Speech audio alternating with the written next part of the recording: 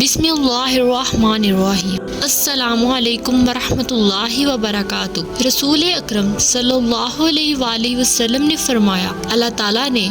حضرت اسماعیل علیہ السلام کی اولاد میں سے کنعانہ کو منتخب کیا، اور کنعانہ میں سے قریش کو منتخب کیا، اور قریش میں سے بنو ہاشم کو منتخب کیا، اور بنو ہاشم میں سے مجھ کو منتخب کیا۔ حضرت جابر بن سمرہ رضی اللہ تعالیٰ عنہ سے روایت ہے کہ رسول اللہ صلی اللہ علیہ وآلہ وسلم نے فرمایا، میں مکہ مکرمہ میں اس پتھر کو اچھی طرح پہچانتا ہوں جو بعثت سے پہلے مجھے سلام کیا کرتا تھا، بلا شبہ میں اس پتھر کو اب بھی پہچانتا ہوں۔ حضرت ابو ہریرہ رضی اللہ تعالیٰ عنہ سے روایت ہے کہ رسول اللہ صلی اللہ علیہ وآلہ وسلم نے فرمایا، میں قیامت کے دن تمام اولاد آدم کا سردار ہوں گا،